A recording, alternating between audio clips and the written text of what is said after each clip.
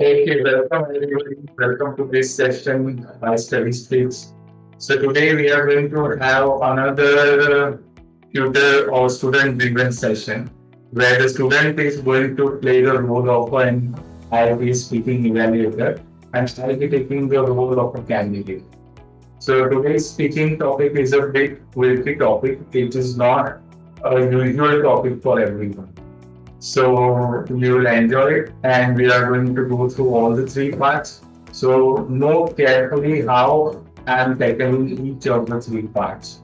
As I always say, I like to repeat that part one, our English should be conversational and not too long answers. Part two, we have to turn the cue card into an anecdote, a real life experience, and tell it like a story so that we maintain the fluency as well as the coherence. And we'll be able to speak for about 2 minutes.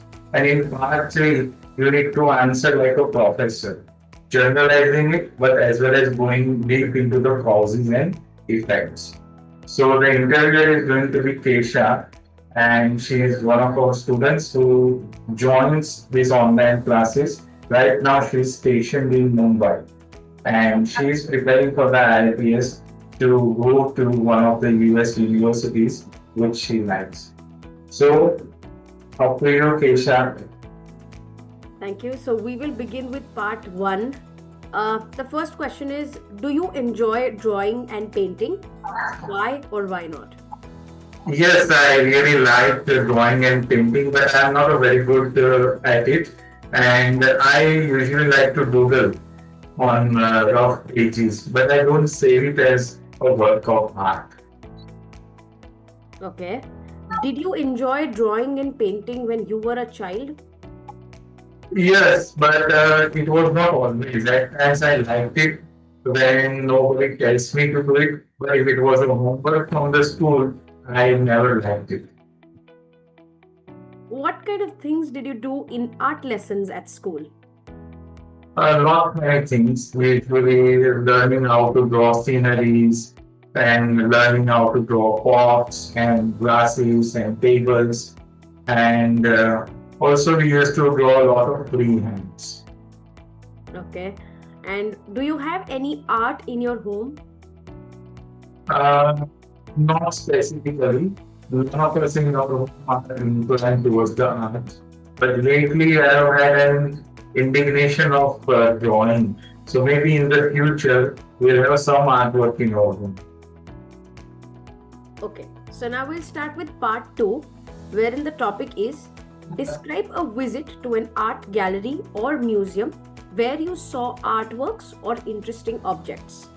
And here are the cue cards. Okay. So usually in the IELTS, we are given a minute to prepare our notes. And in preparing the notes, we need to be sure that we don't write very long notes. We just need to write down a few points around which we can weave our story. As I have been aware about this topic, so I don't take a minute. And my usual habit, I don't actually make notes. I mentally prepare them. Hmm. So I'll just tell you something about my plan. So first thing that comes to my mind when I read it, a visit to an art gallery or a museum. So I have two recollections. One as children when we were taken to a local museum. That's a university museum. And I have been to that museum 2 to 3 times. And then there is a private art gallery where I live. We don't have any other art galleries, but a private art gallery is there. But they have an assortment of art displayed there, not only paintings. So I'll be relating both of this in a way and try to manage it within 2 minutes. And as I say, just in explaining this, I have already covered many of the cues. Only two cues are remaining. Are you getting it? So storytelling always gives you a nice flow and enough content. So now I will begin. So in my lifetime, I have been to the local museum, which is a museum owned by the university that we have here, the Sardar Patel University, and it is in Vallabh Vidyanagar. So I have been there three times as far as I remember. Once when I was a child in school, once when we were in the high school, and once I took my kid over there, my son over there, to just show me what art and history we are having in that local place. So when I went there, what I observed was that it had lots of ancient coins, and these coins were recovered from a place nearby, that is Canby, and that used to be a royal place in the ancient time. So those coins were recovered from there, and those coins were quite old. One or two coins were even 1200 years old. Apart from that, there are many ancient statues and stoneworks displayed over there. And there was also a lot of historical document which was displayed over there. And later on, when I went to the private art gallery, I saw that it had paintings by new artists, and which were local artists, not very famous artists, but they were very nice paintings. And it was just a small section on paintings. A lot of the display there was terracotta ware, which that lady who owns the art gallery, which is called Flow Art, and the lady's name is Kalpana Amin. So she manufactures this terracotta artworks. So a lot of that was on display, and there were a few sculptures too. So all in all, I will say that the feeling when I go to either a museum or an art gallery is that a little bit nostalgic because we go deep down into the history. And when I see some good painting with a lot of vibrant colors, then definitely I feel very good about it.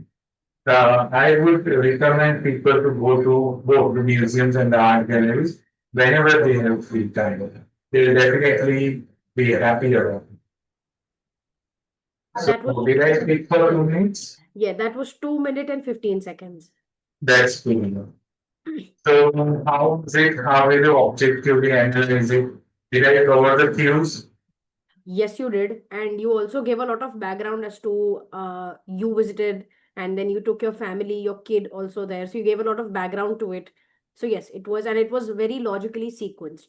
So gave the examiner an idea as to, and it covered the entire topic. So it gave the examiner an idea that you have covered all the cues.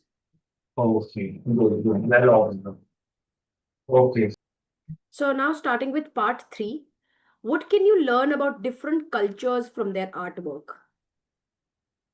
Culture is represented in art. So when we want to know any culture, the first place we should go to is how it is displayed in their arts.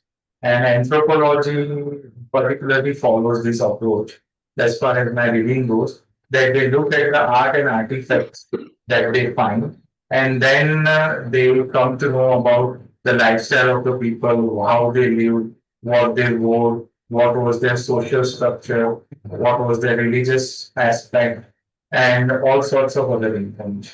So I think art is the culmination of culture. Okay. Should government fund art galleries and public art projects? Definitely yes, because it gives free access to most of the citizens who live there. Otherwise, it is not in the daily habits of citizens to go and visit private art galleries. Because all the arts and artifacts displayed there, they are high in value, and it is out of the reach of the common people. So if common people need to come in contact with art and artifacts, then it comes to the government to provide it to the people. And yes, government is the only body that can manage huge museums and art galleries. Okay. And lastly, how do you think art might develop in the future? With the advent of computers, I think a lot of art is now moving towards computer generated art. And we are also having computer generating arts on itself. AI is developing art. So that aspect of art is now picking up like a craze, and people are investing hugely in it. So in the future, I think more such unique arts will come into place. But along with that, hand painted and handmade things will also rise in value. It is scarcity of anything that increases its value. So if computer art becomes a large scale, then obviously the human art will rise in value. And mostly it is observed that after the death of the artist, the value keeps on rising. So the artists who are not known today, but a day in future will come when their artwork will be highly admired and will be sold in millions of pounds. So I think the future artscape will be a mix of AI generated art and human art going side by side. Okay, thank you. So that was end of part 3. So overall, how was your judgment about the speaking and what did you learn out of it? So again, my one point is that the logical sequence was very nice. Like, you did have something which is logically connected to the next point or to the previous point that you mentioned. So I think logical sequence, and you covered all the key points. So that is also another observation that the examiner makes, that if you cover all the information and give a 360 perspective to them or not. So those two things I observed. Good, good. So as an evaluator, what time score would you like to give? So it is easily a 7.5 or 8, Uh, easily, because of the vocabulary used, uh, because of the way you transitioned into the next topic. So all keeping all of that in mind, easily a 7.5 or 8. Okay, and what I should do to score higher? What things I am missing? As of now, nothing that I can point out, nothing that I can think of. Uh, but definitely a bit more usage of high level of vocabulary, or a bit of complex language would let the examiner know that we are a bit fluent with the language and we can score a higher band score with that. Yes, yes, very good. You have correctly pointed out the lecture now where I was lacking. Right? That's it. That's it. So with this, we come to the end of this video and see you in the next video. Bye bye. Thank you.